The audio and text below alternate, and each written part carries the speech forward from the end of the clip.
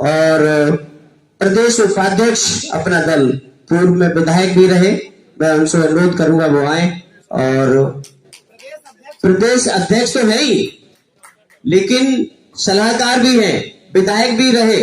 मैंने अध्यक्ष कहा, अपना दल एस राजकुमार पाल जी।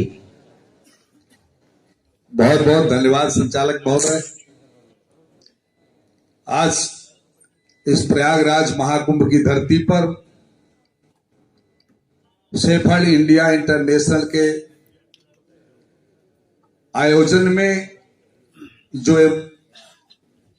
महाकुंभ देखने को अवसर मिल रहा है, तमाम प्रदेश से आए हमारे सभी समाज के, निश्चित है कि उनको यूं कहा जाए कि समाज का ये महाकुंभ है। आज उसी कार्यक्रम में शेफर्ड इंडिया इंटरनेशनल जो मंडल प्रयागराज है, जिनके आयोजन में, जिनकी मेहनत से आज पूरे देश के कोने कोने से समाज के तमाम जाति के नामों से जाने जाने वाले लोग, आज सबका संगम समागम आज इस धरती पर हो रहा है। मैं आयोजक मंडल को प्रणाम करते हुए सर्वप्रथम अपने समाज की राजमाता अहिल्याबाई होलकर के चरणों में नमन करते हुए,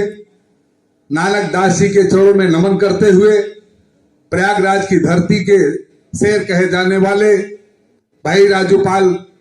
पूर्व विधायक जी के चरणों में नमन करते हुए और बाबू कैलाश नाथ जी के चरणों में नमन करते हुए आज इस कार्यक्रम के मंच पर मंचासीन आज की अध्यक्षता कर रहे परम आदरणीय हम सबके मार्ग प्रेरणा स्रोत मार्गदर्शक बाबूजी दयाराम पाल,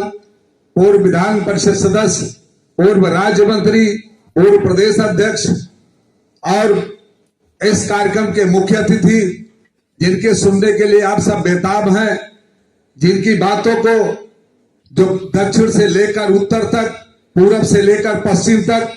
जिन्होंने जो मन की धारणा बनाई है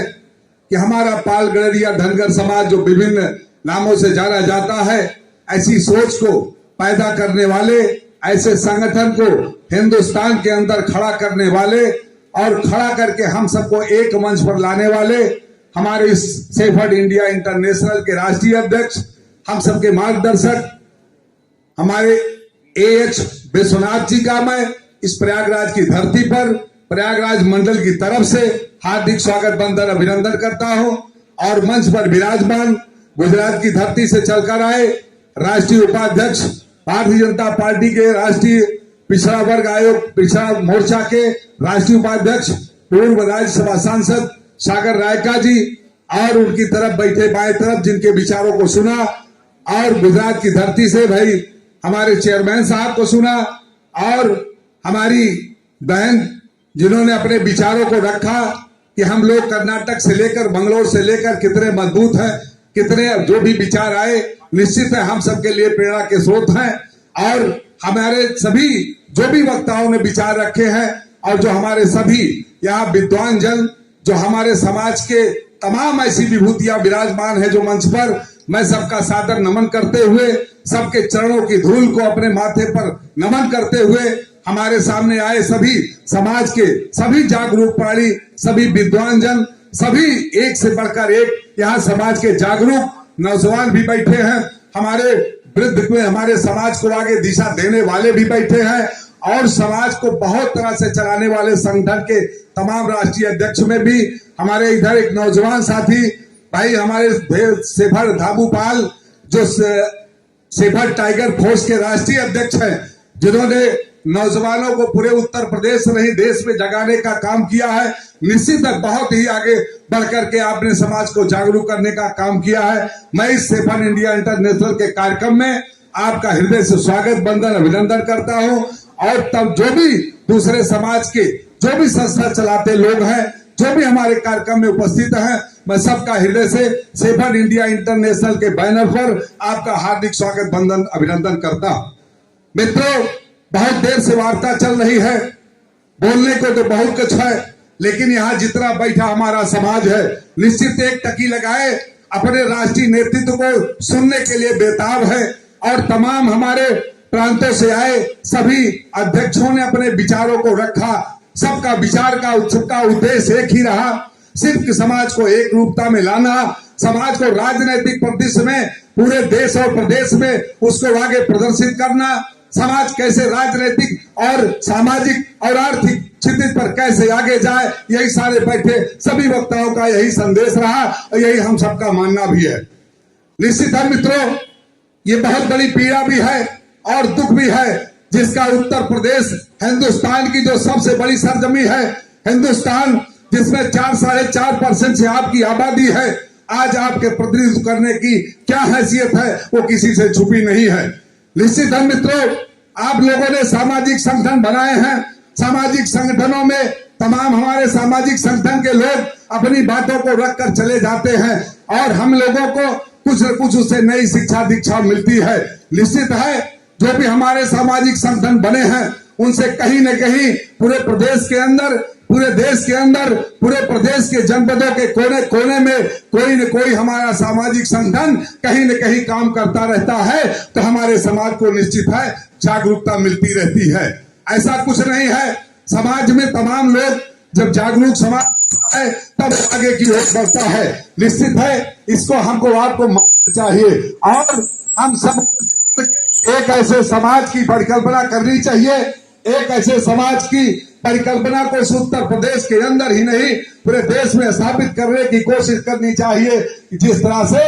हिंदुस्तान के अंदर कर्नाटक ऐसा प्रदेश अपने समाज को साबित करके दिखाया है, उसी तरह ये उत्तर प्रदेश की ऐसी धरती है जहां से पूरे देश की राजनीति चलती है, पूरे देश की राजनीतिक दिशा और दिशा को बदलने का काम अगर करता है तो उत्तर प्रदेश करता है। आज उत्तर प्रदेश हमारे अंदर पाल समाज में वो जागरूकता है जो इस उत्तर प्रदेश की निश्चित है राजनीति को बदल सकता है और हमारे समाज के लोग उस मुहिम की ओर लगे हुए हैं। इससे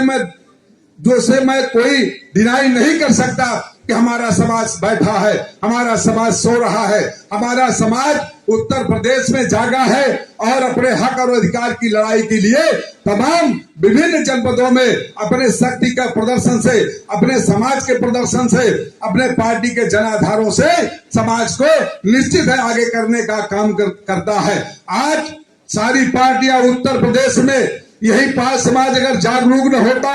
तो आज उत्तर प्रदेश में 3-3, 4-4, 5-5 पार्टियों के प्रदेश अध्यक्ष पाल समाज के न होते। ये बहुत बड़े गर्व का विषय है और इस पर हम फक्र भी महसूस करते हैं। हम सत्ता में तो नहीं आ पा रहे हैं, हम उतने विधायक तो नहीं बना पा रहे हैं, लेकिन मित्रों सभी पार्टियां हमारे समाज को लेने के लिए आतुर हैं, चाहे समाजवादी पार्टी हो, चाहे वो बहुजन समाज पार्टी हो, चाहे अपना दल यश हो, चाहे बाबूराम जी का राष्ट्रीय पार्टी हो और चाहे भारतीय जनता पार्टी जो पाल समाज को लेकर के आगे बढ़ने का काम कर रही है,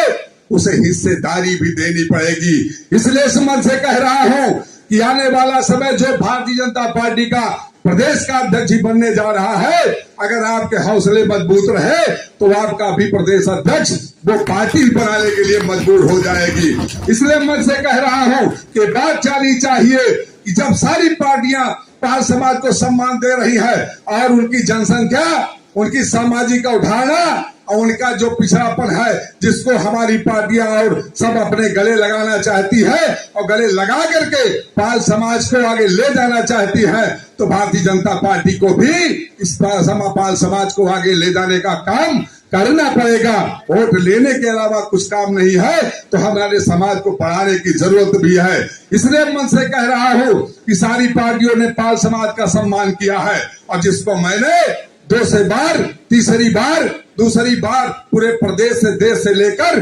सरकार बनाने में पाल समाज ने बढ़ चढ़ करके वोट दिया है। तो अगर भारतीय जनता पार्टी हमारे समाज को आगे अगुवा बनाने में नहीं चलती है तो हम लोग भी सोचने को मजबूर हो जाएंगे। ऐसा नहीं है कि हम किसी समाज, हमारा किसी का गिरवी है, हमारा समाज ऐसा समाज है जो एक तरफ चल पड़ता है तो सारे लोग चल पड़ते हैं और ऐसा समाज है जो एक चरवाहा खाली सैकड़ों हजारों भेड़ को आगे आगे चलता है, पीछे सारी भेड़ उसकी चलने लगती है। यही हमको सबको करके दिखाना है और यही हमको सबको करके दिखाने का की जरूरत है। हम ज्यादा मन में बातें बहुत है कहने की, लेकिन मित्रों हम सब सुनने के लिए अपने जो भी राष्ट्रीय अध्यक्ष मुख्य अतिथि है, हमारे माननीय अध्यक्ष जी हैं, हमारे सागर रायका जी है, सबको सुनने के लिए आप बेताब है। अपनी बातों को यही से समाप्त करते हुए एक बार पुनः जोरदार नारे के साथ चाहूंगा कि जो शांत बैठा माहौल है एक बार गर्म हो जाए। सेफर्ड इंडिया इंटरनेशनल जिंदाबाद, सेफर्ड इंडिया इंटरनेशनल जिंदाबाद, आज समाज जिंदाबाद, एच विश्वनाथ जी जिंदाबाद, एच विश्वनाथ जिंदाबाद, सागर रायका जी जिंदाबाद, सागर रायका जी जिंदाबाद। बहुत बहुत धन्यवाद, बहुत बहुत आभार।